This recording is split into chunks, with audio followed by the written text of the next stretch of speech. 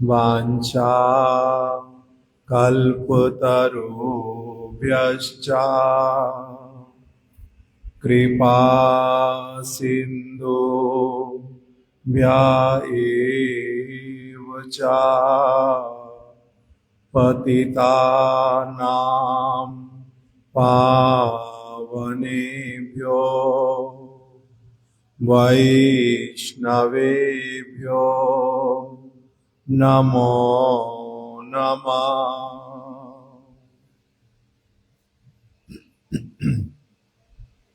श्री कृष्ण चैतन्य प्रभु नित्यानंद श्री अद्वैत गदाधर श्रीवासादि गौर भक्त वृंद। हरे कृष्णा कृष्णा कृष्णा हरे हरे, हरे राम राम राम हरे हरे।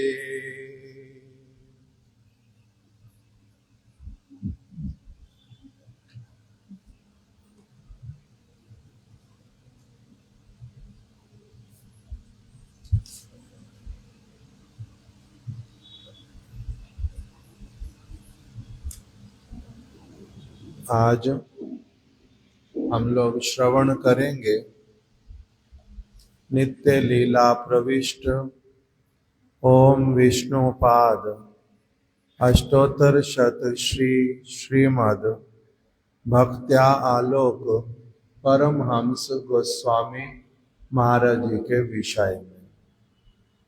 आज उनकी शुभ आविर्भाव तिथि है। शिला प्रभुपाद भक्ति सिद्धांत सरस्वती गोस्वामी ठाकुर ने वर्ष 1918 में संन्यास ग्रहण किया और फिर विशेष रूप से श्री चैतन्य महाप्रभु और उनके भक्तों के विशेष कृपा आशीर्वाद और उन्हीं के आदेश से शिला प्रभुपाद जी ने सर्वत्र श्री चैतन्य महाप्रभु की जो वाणी कथा उसका सब जगह प्रचार करना प्रारंभ किया। श्री चैतन्य महाप्रभु ने ऐसे वाला एक वचन कहा था, पृथ्वी ते आचे जतो नगर आदि ग्राम सर्वत्र प्रचार होई वेक मोर नाम। पृथ्वी पर जितने भी नगर और ग्राम हैं वहां पर सभी जगहों पर क्या होगा, मेरे नाम का कीर्तन होगा। पृथ्वी ते आचे जतो नगर आदि ग्राम सर्वत्र प्रचार होई वेक मोर नाम। मेरा नाम सर्वत्र प्रचार होगा। शिला भक्ति विनोद ठाकुर जी ने इसी बात को बड़ी अच्छी तरह से जो है किस प्रकार से सब स्थानों पर ही श्री चैतन्य महाप्रभु की कथा उनके द्वारा प्रचारित जो सारी बातें वो कैसे पहुंच सकती हैं, इसके लिए उन्होंने प्रयास करना प्रारंभ किया। और फिर उन्हीं के ही कृपा पात्र शिला प्रभुपाद उन्होंने भी इसी प्रकार से विशेष इच्छा करके कि महाप्रभु की वाणी जो है सर्वत्र पहुंचे, ठीक ठीक रूप में उसको व्यक्ति अगर समझे तब उसका बड़ा उपकार होगा, बहुत उपकार होगा उसके द्वारा सभी का। तो इसी उद्देश्य से प्रभुपाद जी ने प्रचार कार्य करना प्रारंभ किया। उनको अनेक अनेक भक्त लोग, महाप्रभु ने उनको आशीर्वाद दिया था, आप केवल प्रयास करो, प्रचार करो, और आपके पास में धन और जन जो है वो मैं भेज दूंगा, उसकी चिंता नहीं करना।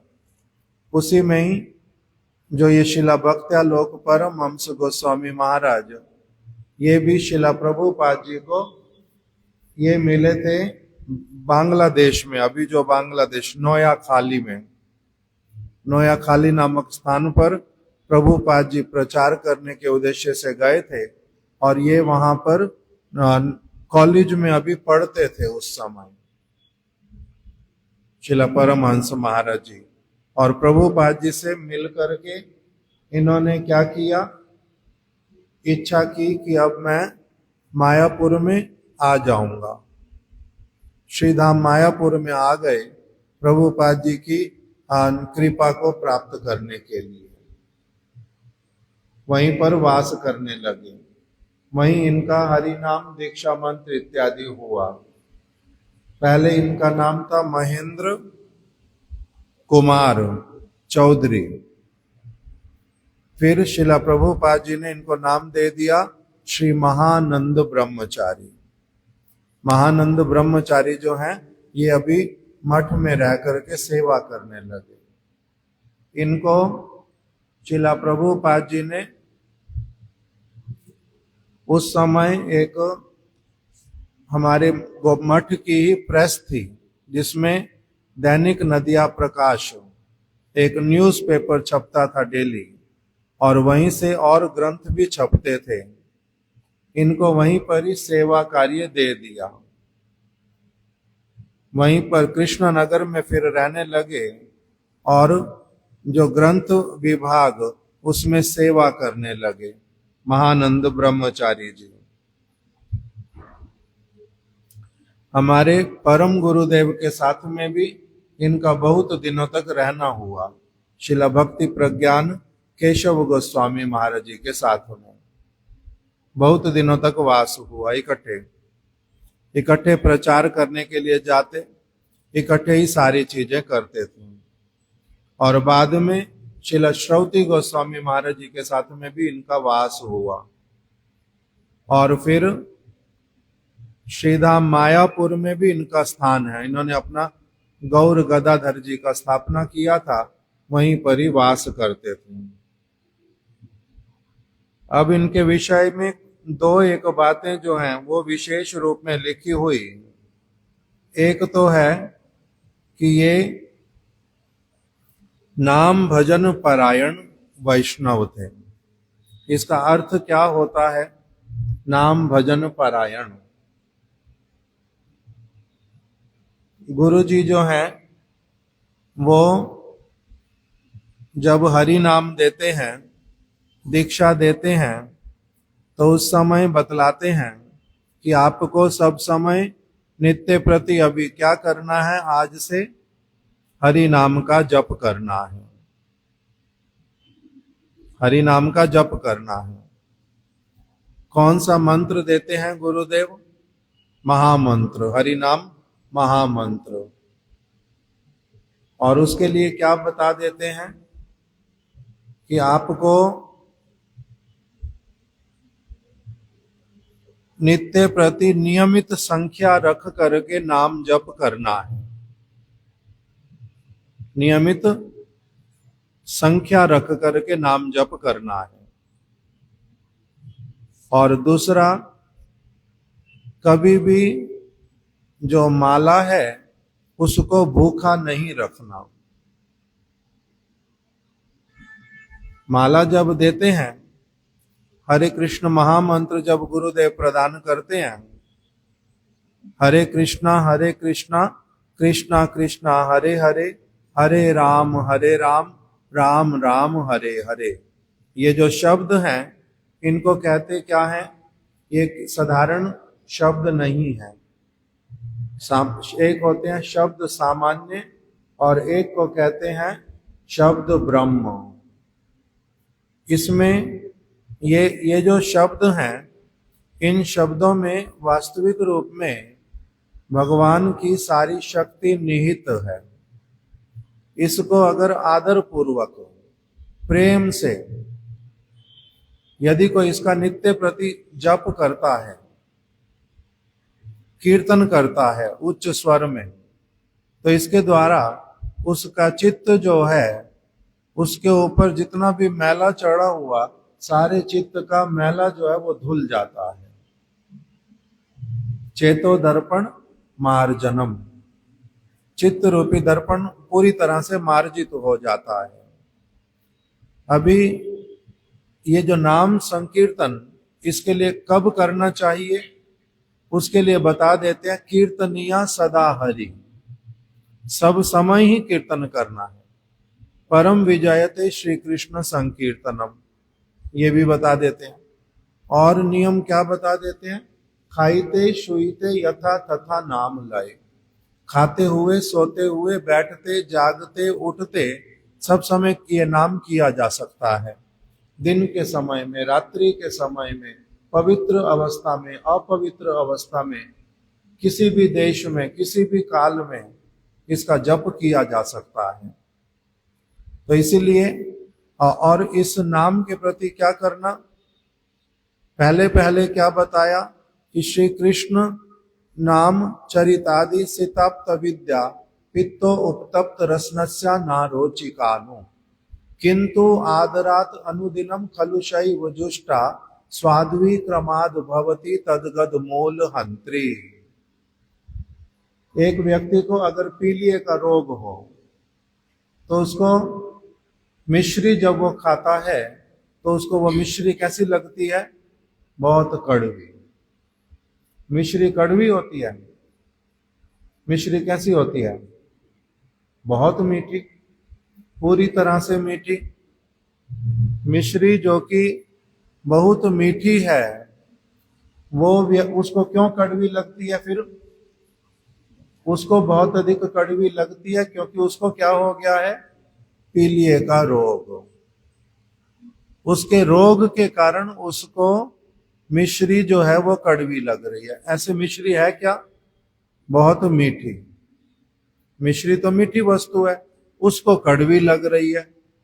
इसी प्रकार से भगवान का नाम भी क्या है? बहुत अधिक मधुर है। भगवान का नाम बहुत अधिक मधुर है। मधुर मधुर मेतन मंगल मंगला नाम, मधुर से भी बहुत मधुर है, मंगल से भी बहुत अधिक मंगल प्रदान करने वाला है। अगर इसका रस कोई एक बार चख लेता है फिर उसको और कोई रस अच्छा लगता नहीं है। किंतु ये रस किसी को लगे तो सही पहले, तब उसकी अवस्था जो है वो अलग हो जाती है, उसको और कोई रस फिर भाता नहीं है।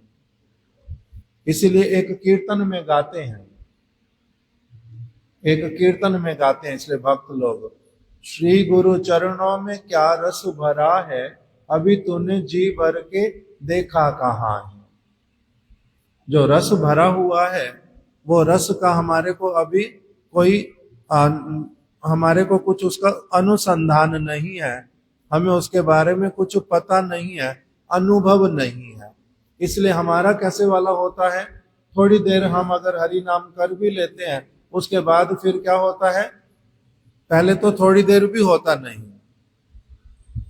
वो भी क्या होता है, अगर माला हाथ में पकड़ते भी हैं, मुख में हरे कृष्णा बोलते भी हैं, तो क्या होता है, मन कहीं का कहीं जा रहा होता है और माला में मोती जो है वो ऊपर से नीचे हो रहे होते हैं और हरे कृष्णा बोल तो रहा हूं किंतु मन कहीं और है। और अगर कभी कभी कोई नया नियम रख भी लेते हैं संख्या का, उसकी संख्या भी बार बार वो देखते हैं कि अभी 1 माला हुई, अभी 2 माला हुई, अभी कितनी देर और लगेगी, अभी कितनी और होनी, इस प्रकार से वो देखते हैं। किस लिए? क्योंकि उसमें मन नहीं लगता, उसमें कोई रस नहीं आता। अगर माला करते करते कोई भी और बात करने लग जाता है व्यक्ति, तो क्या हो जाता है, कोई भी और बात करने लगता है, साथ साथ उसी तरफ हमारा ध्यान जाता है, उसी के साथ में हम बात करने लग जाते हैं। माला के मन का जहां पर है वहीं का वहीं रोक देते हैं, माला के मन के को वहीं का वहीं रोक देते हैं और बातें करने लग जाते हैं। क्यों? क्योंकि हमारे को अभी उसमें क्या रस है वो हमारे को पता नहीं है। इसीलिए कीर्तन में क्या बता दिया? इसलिए कीर्तन में बताया कि किंतु आदरात अनुदिनम खलु शैव जुष्टा, जिसको पीलिए का रोग हो गया है उसको मिश्री ऐसे तो कड़वी लग रही है, तो फिर ठीक कैसे होएगी? उसका पीलिया जो है वो ठीक कैसे होएगा? उसके लिए डॉक्टर कहता है औषधि भी क्या है? मिश्री खाना। मिश्री भले ही तुम्हें बहुत कड़वी लग रही है, वही किंतु मिश्री ही जो है वो तुम्हारे लिए क्या है? वही मिश्री ही तुम्हारे लिए औषधि भी है। अब वही औषधि वो खाने लगता है। औषधि कैसी लगती है खाने में? कड़वी। किंतु अगर प्रतिदिन वही औषधि खाता है तो उससे क्या होता है? प्रतिदिन औषधि खाने से धीरे धीरे उसका पीलिया ठीक होता जाता है। और वही मिश्री जो पहले उसको कड़वी लग रही थी अब थोड़ी थोड़ी मीठी लगने लग पड़ती है, फिर और मीठी लगती है, अब पूरी तरह से मीठी लगती है। क्यों? क्योंकि उसका रोग जो है वो क्या हो गया? दूर हो गया एकदम। इसी तरह से बताया भगवान के नाम के लिए। भगवान का नाम भी कैसे वाला है? अगर कोई आदर पूर्वक ये जान करके कि ये क्या है तो बहुत मधुर वस्तु, किंतु मेरे को ये कैसी लग रही है तो बड़ी मधुर वस्तु, मेरे को किंतु अभी कड़वी लगती है। औषधि भी यही है, अगर मैं आदर पूर्वक इसको लेता रहूंगा तो धीरे धीरे क्या होगा? मेरा रोग ठीक होता जाएगा और मेरे को यही हरि नाम फिर बहुत मधुर लगेगा, इसको छोड़ने की इच्छा नहीं करेगी। इसीलिए गुरुदेव हम लोगों को क्या नियम दे देते हैं कि कम से कम इतनी माला जप करना, 16 माला जप करना। प्रभुपाद जी अपने आश्रित जनों को कहते थे 64 माला जप करनी है। हमारे को श्री चैतन्य महाप्रभु, वासुदेव प्रभु उसको बंद कर दो, वो धुआं बड़ा डिफिकल्टी वाला है।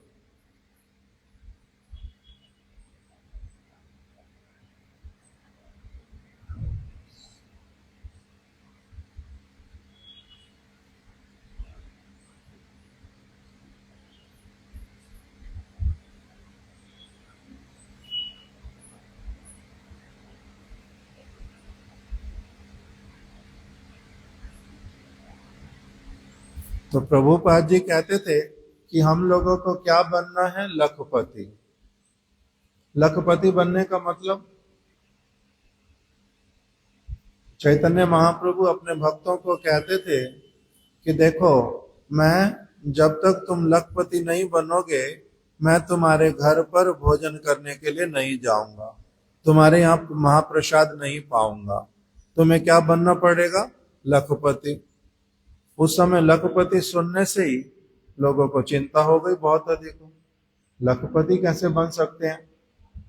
तब धीरे धीरे भक्तों को पता चला चैतन्य महाप्रभु क्या कह रहे हैं कि जब आप लोग नित्य प्रति 1,00,000 नाम जप करोगे भगवान का, उसके लिए समय दोगे, तब मैं तुम्हारे हाथ की किसी वस्तु को स्वीकार करूंगा, अन्यथा नहीं करूंगा। 1,00,000 हरि नाम करने का अर्थ होता है 64 माला जप करना, 64 माला जप करना। उसमें अगर एक व्यक्ति थोड़ा सा ठीक से करे तो 8 घंटे लगते हैं, 8 घंटे लगते हैं उस नाम को करने में। और अगर ठीक से करे कोई व्यक्ति, प्रीति पूर्वक करे, जैसे करने के लिए कहा गया, अर्थात हरे कृष्णा जब बोलोगे, उसके लिए नियम क्या रखा? ऐसे तो कभी भी जप कर सकते, वो सारी चीजें तो ठीक है, किंतु अगर आप और विषयों से अपने आप को हटा करके इस महामंत्र को श्रवण करते हैं, यह है ट्रांसीडेंटल वाइब्रेशन। अगर आप हरे कृष्णा कृष्णा कृष्णा हरे हरे, हरे राम राम राम हरे हरे, हरे कृष्णा कृष्णा कृष्णा हरे हरे, हरे राम राम राम हरे हरे। इस प्रकार से अगर जप करते हैं तो उससे क्या होता है, आपको करते करते केवल कान से सुनना है, मुख से बोलेंगे हरे कृष्णा, कान से क्या करेंगे, सुनेंगे। अभी जैसे जैसे इस महामंत्र को करते हैं, उसका अपना जो एक प्रभाव है, गुण है, वो एक व्यक्ति को एक विशेष प्रकार की पवित्रता प्रदान करता है, उसका भगवान के साथ में संबंध जोड़ता है। तो ऐसे करने से क्या होता है, लगभग 8 घंटे लगते हैं। तो इसीलिए इसको कहते हैं भगवान को पुकारना। जैसे एक बच्चा अपने माता को पुकारता है, पिता को पुकारता है, उसी प्रकार से भगवान को पुकारना, हे राधे हे कृष्ण, उनको पुकारना। तो चैतन्य महाप्रभु ने इसी प्रकार से कहा, प्रभुपाद जी ने भी आगे अपने शिष्यों को इसी प्रकार से कहा कि आप लोग लखपति बनो। तो जो जिनकी आज तिथि है, शिला भक्त्यालोक परमहंस महाराज जी, इनका नियम था, नित्य प्रति इन्होंने 1,00,000 नाम जप जो है वो बड़े शांति पूर्वक बैठ करके करना है, और सारी चीजों से अपने आप को अलग करके अपने दिनचर्या इसी प्रकार की बनाई, जिससे कि नित्य प्रति नामाचार्य हरिदास ठाकुर कितना नाम जप करते थे, 3,00,000 नाम जप, 22 घंटे 22.5 घंटे वो बैठ करके हरि नाम करते हैं। और इन लोगों को प्रभुपाद जी ने क्या नियम दिया कि अंततः 8 घंटे 64 माला क्या करना है, भगवान का नाम जप करना है। तो इस प्रकार से जब से उनका हरि नाम हुआ, तब से लेकर के जब तक वो रहे, सब समय के लिए ही नित्य प्रति उन्होंने 64 माला भगवान का नाम जप करना है। सेवा जो है वो अलग से, ये नाम जप नित्य प्रति करते थे। इसलिए इनको सारे भक्त लोग कहते थे कि ये कौन है, नाम भजन परायण है। नाम भजन, भगवान के नामों का कीर्तन करते हैं। जैसा गुरु महाराज जी ने उनको कहा नित्य प्रति, उसी प्रकार से करते हैं, प्रभुपाद जी ने जैसा उनको कहा। दूसरा उनके विषय में बतलाया, हमारे गुरु महाराज जी बोल रहे हैं कि ऐसे वाले जो वैष्णव जन जो भगवान का नाम भजन पारायण होते हैं, ऐसे वाले शुद्ध वैष्णवों का मिलना इस जगत में इतना सहज होता नहीं। अनेक अनेक लोग अनेक कार्यों में लगे रहते हैं, किंतु भगवान का नाम कीर्तन कोई करेगा और पवित्र मन से करेगा और केवल भगवान की प्रसन्नता के लिए करेगा, उसके बदले में भगवान से कुछ मांगता भी नहीं है कि मेरे को अपने लिए कुछ चाहिए, मैं आपका नाम क्यों कर रहा हूं, मेरे को अमुक वस्तु चाहिए, अमुक वस्तु चाहिए, नहीं, मैं केवल आपकी प्रसन्नता के लिए आपका नाम कीर्तन करता हूं। उस प्रकार से नाम भजन परायण वैष्णव का इस जगत में मिलना बड़ा कठिन है। इसलिए हमारे गुरु महाराज जी लिख रहे हैं कि ऐसे वाले वैष्णवों के जगत में रहने से ही क्या होता है, जगत जो है वो पवित्र होता है, साधारण रूप में पता चलता नहीं है। हमारे गुरुदेव उदाहरण देते थे, एक सरोवर है, उस सरोवर में वो सरोवर बिल्कुल शांत है। किसी एक व्यक्ति ने एक कंकड़ लिया हाथ में और उस कंकड़ को क्या किया, जोर से उस सरोवर के बीच में फेंक दिया। उससे क्या होता है, जहां पर भी पत्थर वो कंकड़ गिरता है उसी जगह पर कुछ लहरें, छोटी छोटी छोटी छोटी तरंगे बन जाती हैं सरोवर में। देखा कभी इस तरह से ध्यान से? किसी भी सरोवर में अगर आप कंकड़ डालेंगे तो क्या होता है, उसमें तरंगे उठती हैं। वो तरंगे किस तरफ जाती हैं? चारों तरफ ही उठती हैं। जहां कंकड़ डालोगे उसके चारों तरफ ही क्या होंगी, लहरें उठेंगी, तरंगे उठेंगी। और वो तरंगे उस सरोवर के और छोर को स्पर्श करती हैं। उठते उठते उठते उठते उठते उठते कहां तक जाती हैं? जहां पर सरोवर का तट होता है और छोर पूरा वो स्पर्श करती हैं।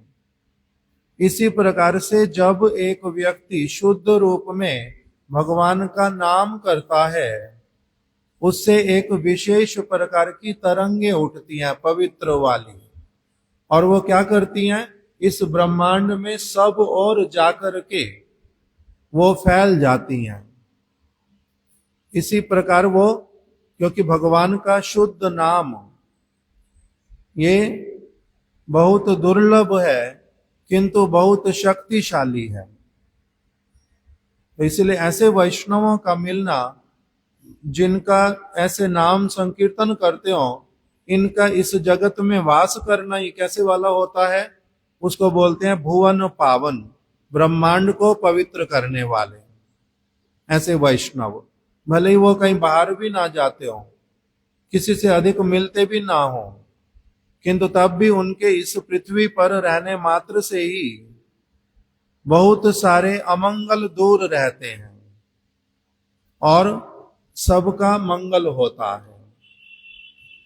इसलिए इनको वैष्णव लोग बोलते थे भुवन पावन वैष्णव है। और दूसरा इनके लिए बताया कि ठाकुर वैष्णव पद अवनीर सुसंपद, सुनो भाई भैया एक मन। ठाकुर वैष्णव पद अवनीर सुसंपद, इस पृथ्वी का जो सबसे बड़ा संपत्ति है इस पृथ्वी पर, वो क्या है? इस पृथ्वी के ऊपर संपत्तियां कौन कौन सी हैं? जमीन है, बड़ी बड़ी बड़े बड़े पर्वत हैं, सुंदर सुंदर वृक्ष हैं, घाटियां हैं, वाटरफॉल हैं, कितनी तरह की सुंदरता वाली वस्तुएं हैं, रत्न हैं, हीरे मोती जवाहरात हैं, सोना है, चांदी है। ये सारी चीजें कहां से मिलती हैं? पृथ्वी से ही मिलती हैं। किंतु इसका सबसे अमूल्य रत्न कौन सा है इस पृथ्वी का? उसके लिए बताते हैं ठाकुर वैष्णव पद अवनीर सुसंपद। जो व्यक्ति भगवान विष्णु का शुद्ध भक्त वैष्णव होता है, वही व्यक्ति ही क्या है, इस पृथ्वी का सबसे श्रेष्ठ वो संपत्ति है। इस पृथ्वी की सबसे श्रेष्ठ संपत्ति, उसके द्वारा जो कार्य बनता है वो किसी और वस्तु के द्वारा नहीं बनता। अगर जिस स्थान पर वैष्णव रहते हैं, बैठते हैं, उससे क्या होता है?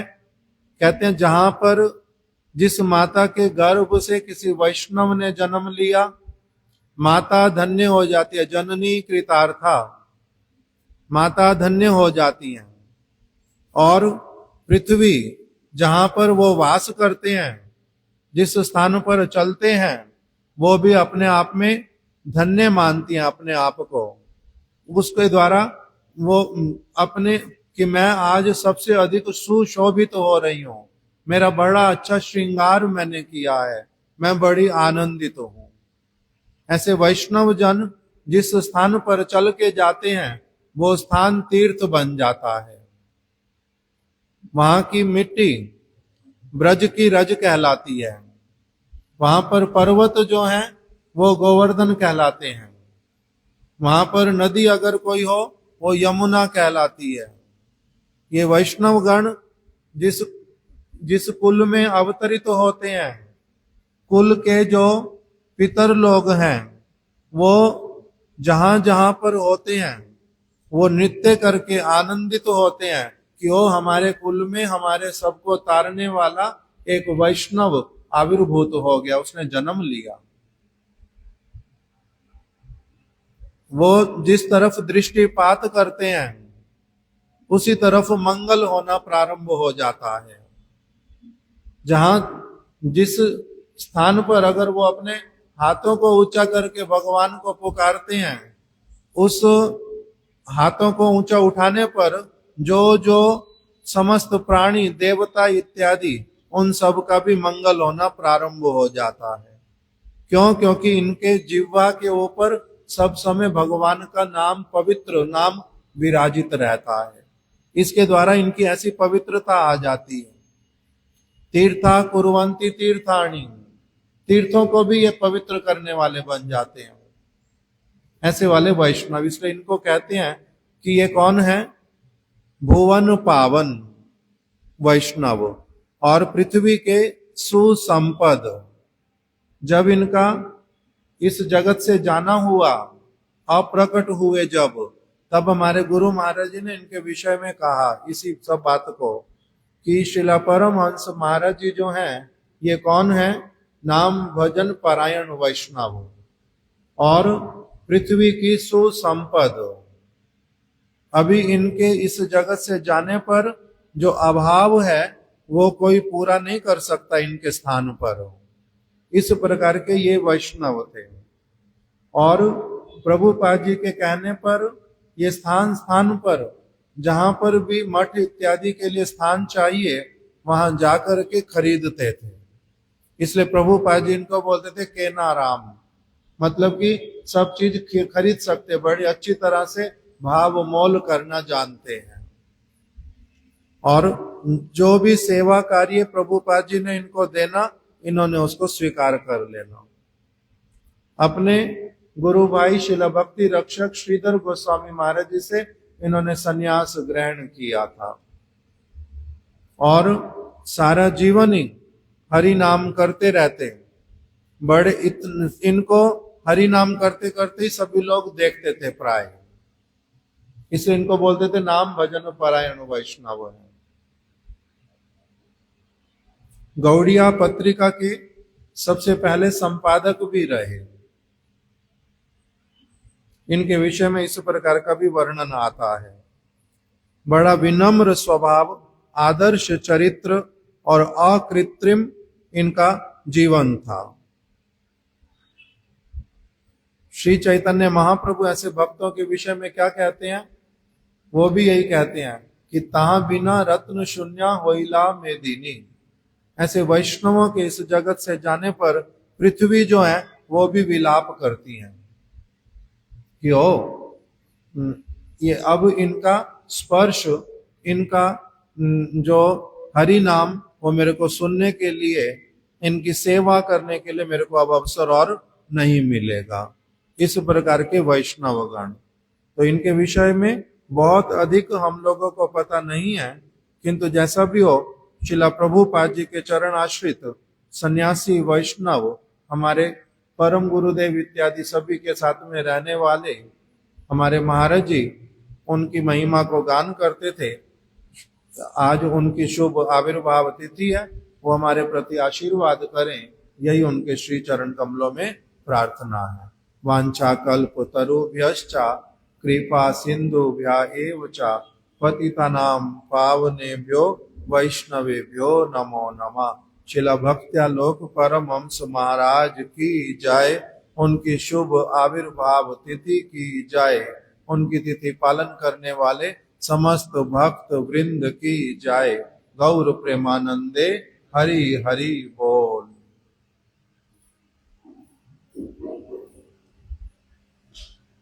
अशोक कुमार ले क्या बात हो